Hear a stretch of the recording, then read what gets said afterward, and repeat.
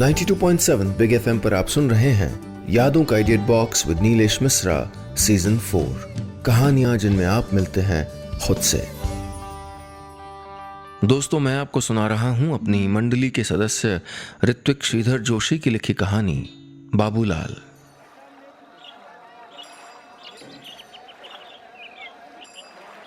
ढीठ जान कहें या बेशर्म या मस्ताने, बनारस का क्या मशहूर है? अल्हड़पन, बेबाक जिंदगी और यहाँ की चाय और पान की मढ़ैया, जहाँ राजनीति से खेल, सिनेमा से संतूर, चित्र से चरित्र सब रोज बतियाने का नियम है। जहाँ मजमा सुबह 5 बजे से रात के 2-2 बजे तक लगा रहता है। किसी बड़े अनुभवी अंग्रेज ने कहीं लिख मारा था, don't bring your work here, the place has its own work, the enjoyment. यहाँ अपना काम मत लाइए, इस जगह के पास अपना काम है, लुत्फ। या तो ये अंग्रेज शायद यहीं की किसी मढ़ैया पे पैदा हुआ बनारसी ही था, जिसने किसी मजमे के दौरान पनपे इस ब्रह्म वाक्य को पहले बनारसी शक्ल दी, बाद में अंग्रेजी में अनुवादित कर भव्य और भारी बना दिया। या फिर कोई लोकप्रिय पागल था जिसने इस ज्ञान को इजाद किया और दिन भर बड़बड़ा के इसको मशहूर बना डाला। गौदोलिया मतलब ढेर सारे पागलों की अशोक वाटिका। कुछ का कहना है कि ये आईएसआई एजेंट हैं, कुछ का कहना है कि ये उन आईएसआई वालों पे नजर रखने वाले भारतीय एजेंट हैं। कुछ कहते हैं कि ये कमबख्त मुफतखोर हैं जिनको कमाना और भीख मांगना दोनों ही पसंद नहीं, इसलिए पगला जाने का नाटक करते फिरते हैं। और कुछ की तो बाकायदा ये सच्चाई है कि इनकी मनोदशा इनके परिवार वालों से संभाली नहीं जाती, इसलिए ये यहाँ डेरा डाले रहते हैं। किसी बेचारे भटकते कुत्ते को पलटियाँ खिलाते, आवाज़ बना के किसी अलौकिक जीव को गरियाते, या किसी एटीएम के चौकीदार की वर्दी पहन के रिक्शा वालों को लाठियां भांजते इनको रोज देखा जा सकता है। अगर आप किसी एक से जुड़ गए तो वो अचानक गायब हो जाएगा, फिर उसकी जगह दूसरा आ जाएगा।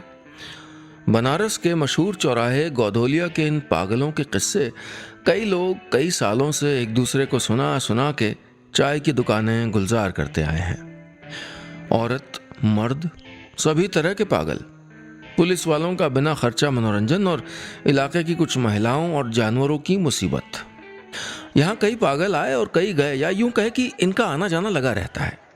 बस एक था जो अड़ा था, कई सालों से दूध सट्टी के बाहर बेना लिए खड़ा था।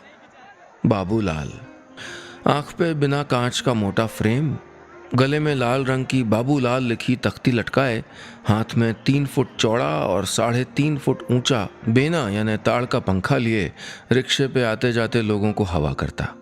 बरसात हो, हड्डी जमाने वाली ठंड हो, या अंदरूनी कपड़े भिगाने वाली तेज धूप, बाबूलाल अपना फर्ज यूं ही निभाता जाता। मेरा इस पे ध्यान जाना स्वाभाविक था। जब से मैंने इसको देखा है बस शांत ही देखा है, जड़वत। किसी साड़ी की दुकान के बाहर लगे आपस में जुड़े हाथों को ऊपर नीचे कर नमस्ते की मुद्रा में खड़े पुतले की तरह। वो जो अपने जुड़े हाथों में खुद से भी बड़े आकार का पंखा लिए हवा करता है, उसकी की हुई हवा में एक हल्का सा झोंका भी नहीं। उसके दुबले पतले शरीर में इतना बड़ा पंखा थामने की ताकत भी नहीं, फिर भी लगा रहता था। मुंह से बाहर झांकती उसकी दांतों की मेखला उसको आकर्षण से कोसों दूर ले जाया करती। लेकिन कुछ तो खास था इस पगले में। गदौलिया पे यूं तो काफी शोर रहता जो सामान्य लोगों द्वारा किया जाता, इससे ज्यादा करने वाले को पागल ही समझा जाता। पर बाबूलाल ये तो आवाज करता ही नहीं। शायद इसीलिए बाबूलाल को भी पागल समझ लिया गया हो। इसी सवाल ने इस पे मेरा ध्यान ला छोड़ा था कि उसकी अपनी वास्तविकता, उसकी असली कहानी क्या होगी। 92.7 बिग एफएम पर आप सुन रहे हैं यादों का idiot box with Nilesh Mishra season 4। कहानियां जिनमें आप मिलते हैं खुद से। दोस्तों, मैं आपको सुना रहा हूं अपनी मंडली के सदस्य ऋत्विक श्रीधर जोशी की लिखी कहानी बाबूलाल। इस कहानी में अब तक आपने सुना, बनारस के गदौलिये पे ऐसे कई लोग घूमा करते हैं जिनको लोग पागल कहते हैं। वो शोर मचाते हैं, ऊट पटांग की हरकतें किया करते हैं, लेकिन उन सब से विपरीत एक इंसान बस पंखे से भीड़ में आते जाते लोगों को हवा किया करता। उसके चेहरे पे कोई भाव नहीं है। कहानी के नायक का ध्यान इस पागल ने खींच लिया है जिसका नाम बाबूलाल है। उसको देख के बस एक ही सवाल सूझता है, इसकी कहानी क्या है। अब आगे। मैंने अपनी माँ तक से इसका जिक्र सुना है। यह काशी के पुरातन मनोरोगियों में सबसे पुराना है और आज भी यही है। बाबूलाल मेरे पैदा होने के भी 15 साल पहले यहाँ आया था और तब से एक भी दिन गायब हुए बिना ये यहीं जमा रहा था, यानी 35 सालों से लगातार। मेरा गदौलिया से आते जाते रहने का कारण भी यही है। मैं पिछले 5 सालों से रोज इसे इसकी द्वारपाल वाली मुद्रा के अतिरिक्त किसी और मुद्रा में देखना चाहता था, मगर मुझे ये किसी और मुद्रा में दिखा ही नहीं कभी। नतीजतन मेरी ये इच्छा तड़प का रूप ले चुकी थी। बनारस में इन दिनों कोई घनघोर पापी विचरण कर रहा था शायद, तभी यहाँ 3 सालों से बरसात हुई ही नहीं। गर्मी से ज्यादा बुरा हाल बरसात में हो जाया करता। एक तो सावन का मेला, कांवड़ियों की भीड़ और दूसरा उमस। हर कोई त्राहिमाम करता फिर रहा था। इसी बीच एक दिन की बात है, मैं लक्सा से अपने दोस्त के घर जाते हुए अचानक गदौलिया पे कांवड़ियों की भीड़ में फंसा एक पान की दुकान की आड़ में टिक गया था। सावन के बोल बम के नारों के बीच वहीं खड़े 2 व्यक्ति कुछ ज्यादा ही चिढ़ गए से लगते थे। अरे कौन है परम पापी जो बरसात नहीं होने दे रहा है? खोजो यार, क्या कर रहे हो? फाइल बढ़ाए हैं, देखो कब तक महादेव का अप्रूवल आता है। दूसरे व्यक्ति का यह कहना मात्र ही था कि अचानक मोटी मोटी बूंदों ने मढ़ैया के ऊपर बिछे टिन के पतरे पे टनाटन बरसना शुरू कर दिया। जो ये हुआ कि कांवड़िया समूह एक स्वर में चीत्कार कर उठे, बोल बम का नारा है, वाह वाह एक सहारा है, हर हर बम बम। सारे काशीवासियों के 3 सालों के इंतजार पे पानी की फुहार जो पड़ी कि मेरी भी पिछले 5 सालों की एक छोटी सी तमन्ना पूरी हो गई। बाबूलाल अपना बेना ओलंपिक के झंडे की तरह नचा नचा के चीख रहा था, बरस बे बरस, अरे बरस 24 घंटा रज्जा, बरसो महादेवा। भीड़ में उत्साह की लहर दौड़ गई थी। बाबूलाल नाच रहा था और मैं आज भीगने के मजे लूट रहा था। आखिर बाबूलाल में किसी पागल के ही नहीं, एक आम जीव के भी लक्षण दिखे। वो भी दुखी होता है और बाद में खुशी से नाचता भी है। उसे देख के लग रहा था कि पागलपन भी क्या मस्तानी स्थिति होती होगी। जब जी चाहा खुश हो गए, जब मूड ना हुआ सन्नाटा बने रहे। अजीब ख्याल था। लेकिन इस सावन की पहली बरसात, कांवड़ियों की शिवध्वनि और बाबूलाल को देख के मैं सोच रहा था, काश मैं भी पागल ही होता। बरसी बे बरसी, अब बरसी देखते रहे, घबरा मत, जिया रज्जा। पान वाला भी बाबूलाल को खुशी में झूमता देख के चीख पड़ा। शायद मुझसे पहले ऐसा सोचने वालों की कमी नहीं थी, तभी तो गदौलिया पे पागलों की जनसंख्या में यकायक वृद्धि होती जा रही थी। क्या पता किसी दिन मैं भी यहाँ बोरा ओढ़े कलाबाजियां दिखा रहा हूँ।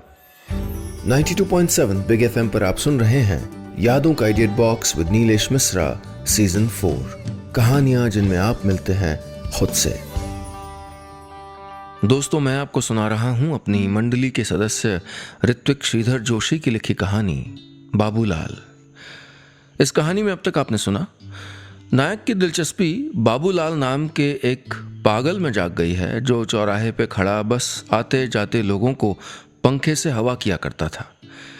नायक ने उसको अभी किसी और मुद्रा में नहीं देखा था, इसलिए उसे कुछ और करते हुए देखने की तीव्र इच्छा हो चुकी थी।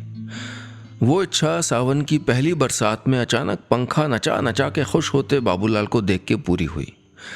बाबूलाल नायक के जीवन का एक अहम किरदार बन चुका है, जिसकी वजह से नायक को भी पागल हो जाने का मन करने लगा है। अब आगे। बरसात के तेवर खाली दिखने भर के थे। शायद बाबूलाल की मुस्कुराहट देखे इसे भी अरसा हो गया था। यह बात तो साबित हो ही गई थी कि बनारस में जो भी पापी विचरण कर रहा था, उसका संहार अभी हुआ नहीं है। पानी केवल थोड़ी ही देर बाद बरस के न सिर्फ चुप हो गया, बल्कि बादलों ने भी सूरज को रास्ता दे दिया। बहरहाल मुझे जो चाहिए था वो मुझे मिल चुका था। आखिर पुरातन पागल दिन भर पंखा झलने के अलावा और भी बहुत कुछ करता है। बाबूलाल भी चुप हो चुके बादलों की तरह अब वापस शांत होकर अपना बेना लेकर चौराहे पे खड़ा हो गया, आते जातों को हवा करता। मैं उस दिन एक अजीब सी खुशी और संतुष्टि लिए घर लौट गया। किसी को बताता कि मुझे बाबूलाल को देखने का चस्का लग गया है तो शायद वो मेरे भी गले में तख्ती डाल के एक बेना थमा देता। अब जैसे गदौलिया से गुजरना मेरे लिए दिन का कोई शगुन सा था। उस दिन गुजरते हुए एक और अनोखी बात बाबूलाल ने दिखाई। आज वो एक एसएसपी की गाड़ी के आगे उसका रास्ता रोके खड़ा था, सड़क के एकदम बीच में, बोनट को हवा करते हुए। माहौल थोड़ा तनावग्रस्त हो गया था। अरे दादा, एसएसपी का रास्ता रोक लिया था पगले ने, आज तो पिटेगा बेचारा। मुझे उस पर तरस आ रहा था। सोचा इसको कैसे बचाऊं कि एसएसपी साहब अपनी गाड़ी से बाहर आए, बाबूलाल को उसकी पतलून की जेब से खींच के अपने पास लिया। बाबूलाल मुस्कुराते हुए पंखा किए जा रहा था। एसएसपी साहब ने 100 का नोट उसकी जेब में डाल के उसे कंधे से बड़ी नरमियत के साथ पकड़ के किनारे कर दिया। गाड़ी निकल गई और बाबूलाल अपनी जगह पे आके अपने काम में जुट गया। मुझे इसके बारे में और जानने की इच्छा होने लगी। मैंने सहसा पान वाले से पंचायत शुरू की। कहा भैया, ये बाबूलाल नाम का आइटम जो है, इसका किस्सा कहाँ है? अरे किस्सा का, जेल में रहा चौका घाट वाली। 19 साल का था तब से, 70 बरस उम्र है बुढ़ो की। अब सोच लीजिए कितना सजा काटा होगा। बाकी यहाँ कब से पंखा चल रहा है ये तो सबको को मालूम है। जेल में कौन से जुर्म में? मैंने पान वाले की बाल्टी से पानी हाथों में लेते हुए पूछा। उसने लोटा उठा के तमीज दिखाने का इशारा करते हुए जवाब दिया, अरे कौनो फर्जी कंपनी में धरा रहे, सुनवाई में गला फाड़ फाड़ के कहते रहे कि उनको फंसाए हैं सब मिला के ना। सब यहाँ मुकदमा से पिंड छुड़ाते हैं कि बैठ के कौनो का ईमानदारी जांचेगा कोई। लग गई 420 और न जाने का उम्र कैद हुई, उम्र गुजर गई और खानदान भी, कौनो मिलने भी नहीं आया। और जेल में का होता है इसका तो आप हम लोग खाली अंदाजा लगा सकते हैं भैया, वो तो अनुभव किया है। मेरा दिल टूट सा गया। पान वाले की कहानी पे भरोसा ना करने का कोई कारण मुझे समझ में नहीं आया था। जैसे जैसे पान वाला कहानी आगे बढ़ाता गया, मैं बाबूलाल से जुड़ता गया। उसे रिक्शा पे बैठे एक पूरे परिवार को पंखा हाँकते हुए देख ऐसा लग रहा था कि मानो वो कोई सांचा है जिसमें पान वाले की कहानी का हर एक टुकड़ा एकदम सही फिट हो रहा था। बाकी के पागलों की तरह ही बाबूलाल भी सताया हुआ ही था। 92.7 बिग एफएम पर आप सुन रहे हैं यादों का edit box with Nilesh Mishra season 4, कहानियां जिनमें आप मिलते हैं खुद से। दोस्तों, मैं आपको सुना रहा हूं अपनी मंडली के सदस्य ऋत्विक श्रीधर जोशी की लिखी कहानी बाबूलाल। इस कहानी में अब तक आपने सुना बनारस के मशहूर, शांत और सभ्य पागल बाबूलाल के बारे में और जानने की नायक की इच्छा तीव्र होती गई। उसने गदौलिया पे एक पान वाले से जब इस बाबत बात शुरू की तो उसको पता चला कि बाबूलाल एक दुर्भाग्यशाली घटना का परिणाम है जिसमें उसको जेल की उम्र कैद हुई। फिर परिवार के लोगों ने भी साथ छोड़ दिया। इससे उसने अपना मानसिक संतुलन खो दिया। नायक का दिल टूट सा गया। अब बाबूलाल के प्रति उसकी हमदर्दी और गहरी हो चली थी। अब आगे। गदौलिया के इस शांत पागल की कहानी मेरे दिमाग में करीब 2-3 हफ्ते तक घूमती रही। घर पे मैं गुमसुम सा था। जब भी ऐसा होता मेरी माँ को मेरी बड़ी फिक्र हो जाती। उन्हें लगता था कहीं किसी लड़की से दिल तोड़वा के तो नहीं आ गया। उन्हें क्या बताता कि मेरे जीवन में एक ऐसा पात्र हलचल कर रहा है जिसकी इस दुनिया में ही कोई अहमियत नहीं है। हमारे दिलो दिमाग को अक्सर ऐसी कोई अनोखी चीज़ें बेवजह ही अपनी पकड़ में ले लेती हैं जिन्हें न किसी से बांटा जा सकता है न किसी को समझाया जा सकता है। वो सिर्फ आपके लिए होती हैं। बाबूलाल को आज बहुत देर तक देखते रहने के बाद मैं घर जल्दी आ गया था, खाने के वक्त पे ही। पिताजी को खाने के वक्त ही टीवी चलाने का समय मिलता था। बाकी समय तो वो फ़ोन पे हमेशा अपने काम से संबंधित किसी ज़रूरी बात में व्यस्त रहा करते थे। मेरे घर से घाट इतना नज़दीक है कि अगर वहाँ कोई संगीत सभा आयोजित हो रही हो तो हमको आनंद घर बैठे मिल जाया करता। आज कोई भजन चल रहा था, इतना बेसुरा कि हमारे कान में जैसे मिर्च पड़ गई हो। पिताजी ज़्यादा दुखी थे क्योंकि टीवी को पूरे वॉल्यूम में चला के भी भिनभिनाहट ही आ रही थी। चिढ़ के उन्होंने जैसे ही बंद करने के लिए रिमोट हाथ में लिया कि बिजली गिरने से भी 10 गुना ज़्यादा भीषण आवाज़ ने हमारी थालियां गिरा दी। मैं भीतर तक बुरी तरह सहम गया। आवाज़ दशाश्वमेध की ओर से आई थी। हम सभी एक साथ अपनी बालकनी की ओर भागे। भीड़ घाट पे दशाश्वमेध से उल्टी दिशा में भागती हुई दिखी। वहां घाट पे जलने वाली ऊंची लाइटों में एक गाढ़ा काले रंग के धुएं का बादल दिख रहा था, जिसकी मोटी लकीर घाट से कुछ 50 फुट की दूरी से उठ रही थी। ये एक धमाका था, एक बम विस्फोट, जिसके बाद हमारे कानों में सीटियां बजने लगी थीं। नीचे शोर था, पर फिर भी एक सन्नाटे के पसरने का अनुभव हो रहा था, जिसे चलते टीवी की आवाज ने तोड़ा। वहां धमाका हुआ, यहां खबर आ गई। शहर में किसी तरह के आतंकवादी हमले की घोषणा की जा रही थी। केवल एक बम फटा, लेकिन नाकाम सिद्ध हुआ क्योंकि विस्फोट घाट से दूर किया गया था। शहर में रेड अलर्ट घोषित हो गया। हमारे मोहल्ले में चोंगे बजने लगे। सभी को घरों में रहने की हिदायत दी जाने लगी। मुनासिब था कि अगले दिन कर्फ्यू लगने वाला ही था। शहर जैसे अचानक बदहवास हो गया था। भीड़ एक झटके में खाली हो गई और बनारस सुनसान होने लगा। घाट पे और गलियों में सरकारी कुत्ते अपने सिपाहियों के साथ गश्त लगाने लगे। घर में भी फोन लगाने की मुहिम छिड़ गई। पड़ोसी भी हमारी बालकनी में आ घुसे और दशाश्वमेध की ओर ताकने लगे। शुक्र था कि हमारा पूरा परिवार और हमारे बाकी के सारे सगे संबंधी, दोस्त, परिचित अपने अपने घरों में ही थे। हमने बम फटते हुए देखा था। हम जानते थे कि किसी को कोई नुकसान नहीं हुआ होगा। मेरे घर वालों की हालत कुछ घंटे तक ढीली ही रही, मगर सब सामान्य होने लगा, सिवाय मेरे, क्योंकि सभी की सलामती की खबर तो मुझको मिल चुकी थी, सिवाय एक के। वो जो वहीं सड़क और घाट पे रहता था, वो जिससे हाल में ही मेरा जुड़ा हुआ था, बाबूलाल। वो ठीक होगा। 92.7 बिग एफएम पर आप सुन रहे हैं यादों का edit box with Nilesh Mishra season 4, कहानियां जिनमें आप मिलते हैं खुद से। दोस्तों, मैं आपको सुना रहा हूं अपनी मंडली के सदस्य ऋत्विक श्रीधर जोशी की लिखी कहानी बाबूलाल। इस कहानी में अब तक आपने सुना, कहानी के नायक का ध्यान बाबूलाल नाम के एक पागल ने अपनी ओर खींच लिया है, जिसको नायक ने ऐसे तो कभी किसी मुद्रा में नहीं देखा, सिवाय आते जाते लोगों को पंखे से हवा करते। लेकिन सावन की पहली बरसात में उसको नाचता देख नायक उससे जुड़ सा गया। लेकिन तभी कुछ दिन बाद बनारस में एक बम धमाका हुआ, जिससे अफरा तफरी तो खूब मची, लेकिन किसी को नुकसान नहीं हुआ। फिर भी नायक के लिए एक चिंता का कारण बन गया, क्योंकि धमाका वहीं हुआ था जहां उसकी जिंदगी में आने वाला वो नया पात्र रहता था, वही पागल बाबूलाल। अब आगे। मेरी फिक्र ने मुझको 2 दिन तक बेचैन रखा था, क्योंकि घर से बाहर निकलने पे प्रतिबंध लग गया था। मुझे बाहर कोई जरूरी काम नहीं हुआ करता, क्योंकि मैं उसी की तलाश में तो गदौलिया से होते हुए जाया करता था। पूरे 2 दिन उस तलाश पे पाबंदी लग गई थी। मुझे इस बात की पूरी आशा थी कि बाहर माहौल बुरी तरह से अस्त व्यस्त ही मिलने वाला है, लेकिन मैं बनारस को कमतर आंक रहा था।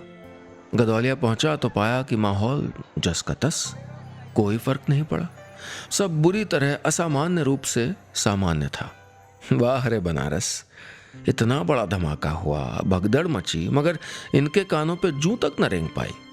जान माल की कोई खास हानि नहीं हुई थी। हाँ, घायल जरूर थे जिनको मुआवजा मिलने वाला था। 1-2 भिखारी, पान वाले और अन्य छुटपुट दुकानदार आज कहीं नहीं दिख रहे थे। आसपास होती चर्चाओं से समझ में आया कि बाकी सब तो हादसे के तुरंत बाद ही सामान्य हो चुका था। मेरी आंखें बाबूलाल को ढूंढ रही थी, न जाने कहाँ गया।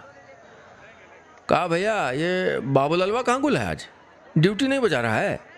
बेचैन होके मैंने वहां की एक मढ़ैया पे चाय चूसते एक आदमी से पूछ ही लिया। पूछते ही उसके चेहरे पे बनावटी दुख भरे भाव होकर आए।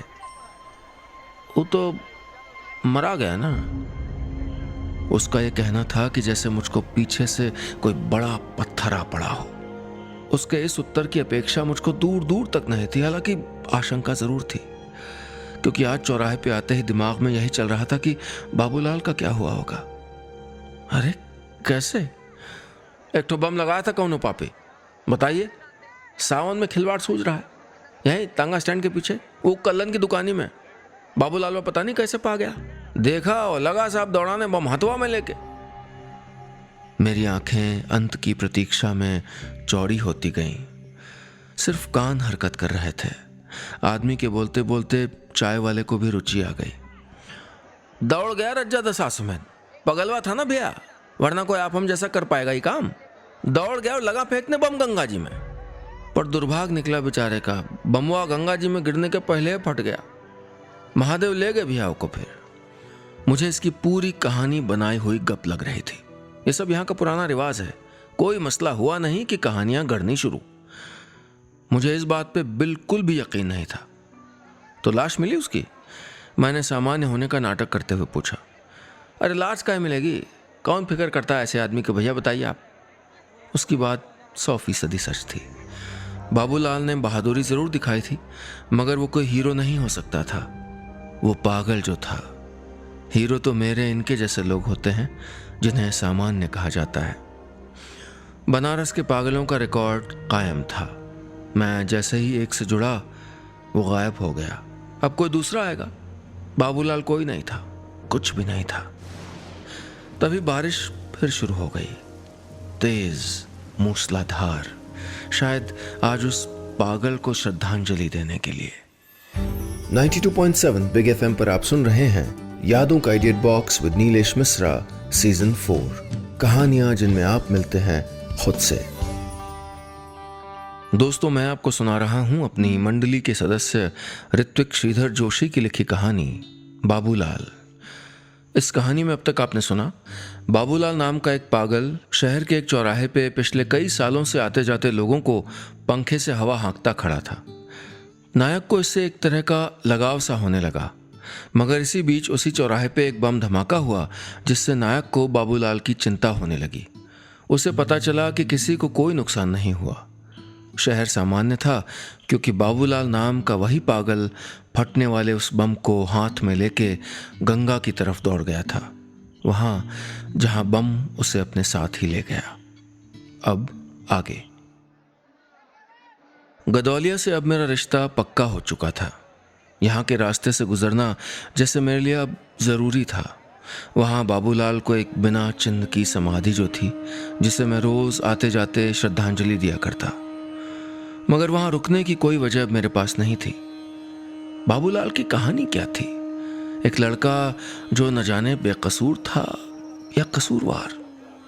उसे कैद में उम्र काटनी पड़ी, जिसके परिवार ने उसको लांछन के डर से त्याग दिया होगा।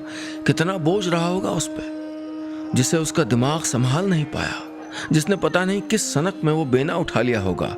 उसने 35 सालों में कभी कोई तमाशा, कोई बखेड़ा नहीं किया। मेरे मन में पागलों की एक ही छवि थी, लार टपकाता, बिखरे बालों वाला, फटे कपड़ों वाला, चीखता चिल्लाता। बाबूलाल इनमें से कुछ भी नहीं था, फिर भी पागल था। क्या सनक सवार हुई होगी उसको वो बम लेके भागने की। आज कांवड़ियों का सैलाब बह निकला था गदौलिया पे। आखिरी सोमवार था, जब लगातार बिना रुके चलने वाले कांवड़िए, जिन्हें डाक बम कहा जाता है, दौड़ते हुए विश्वनाथ मंदिर की ओर जाने वाले थे। मेरा रास्ता भीड़ ने रोक लिया था, जो सड़क के किनारे हाथों में मटके लिए खड़ी थी। मेरी तो पूरी दिलचस्पी ही खत्म हो गई थी इन सब चीजों में से। किस काम की? वो जो इस उत्सव को बचाने में खप गया, उसकी फिक्र किसको होगी यहाँ? घटना घटे 5 दिन बीत चुके हैं, मगर उस चाय की मड़ैया के बाद मैंने कहीं एक जिक्र तक नहीं सुना था बाबूलाल का। भीड़ अब शोर करने लगी। लोग मटके हाथों में लिए उछलने लगे। एक सफेद टी शर्ट और नीली नेकर पहने लड़का, जिसकी पीठ पे डाक बम लिखा था, दौड़ता हुआ चौराहे के नजदीक आने लगा। उसके आते ही लोग उस पर पानी फेंकने लगे, उसको ठंडा रखने के लिए। यही रिवाज है। लंबी भीड़ भरी कतार के खत्म होते होते उस लड़के पे हर कोई अपने मटके का पानी उड़ेलता जा रहा था कि तभी न जाने किस शून्य से बाबूलाल का पंखा बीच सड़क पे आ गिरा। मुझे करंट सा लगा। अपनी आंखों पे भरोसा करने के लिए मैंने जो ही 2-4 को अपने सामने से हटाया कि मुझे भीड़ से धक्के खा के सड़क पे आ गिरा बाबूलाल दिखाई दिया। एक पल से भी कई गुना कम समय लगा मुझको मारे खुशी के चीखने में। बोल बम! बाकी का नारा भीड़ ने पूरा कर दिया। न जाने क्या जादू था मेरी आवाज में, न जाने कौन सा जोश आ भरा था कि वहां मौजूद हर कांवड़िया पूरी ताकत से चीखने लगा था। बाबूलाल हाथ में पंखा लिए नाच नाच के डाक बम को पंखा कर रहा था। लोग उस पे भी पानी डालने लगे। भीग के बाबूलाल की पूरी बत्ती सी बाहर आ गई। उसका बिना कांच का चश्मा उसके कानों से उछल के सड़क पे आ गिरा। पर उसको इस सब की कोई चिंता नहीं थी। बाबूलाल की यह खुशी उस दिन बरसात में दिखी खुशी से भी ज्यादा, बल्कि बहुत ज्यादा थी। मुझे नहीं पता ये कैसे बचा। इसके कपड़े फट गए थे, जिसमें से इसके बदन का कुछ हिस्सा दिख भी रहा था। वहां कहीं कहीं घाव थे, मगर बाबूलाल को दर्द नहीं था। ये उसको झूमते हुए देख के साफ पता चल रहा था। बारिश हुई, इतनी हुई कि लगा सालों की कमी पूरी कर रही हो। वो बारिश 3 सालों की सबसे लंबी बारिश थी। वो बारिश जिसमें गदौलिया का ये पुराना पागल झूम रहा था। बस इतनी सी थी ये कहानी। दोस्तों, कहीं जाइएगा नहीं, क्योंकि थोड़ी देर में वापस आता हूं लेके आपका पुराना पसंदीदा ऑडियो पोस्टकार्ड। सुनते रहिए यादों का idiot box with Nilesh Mishra season 4, कहानियां जिनमें आप मिलते हैं खुद से, सिर्फ 92.7 बिग एफएम पर।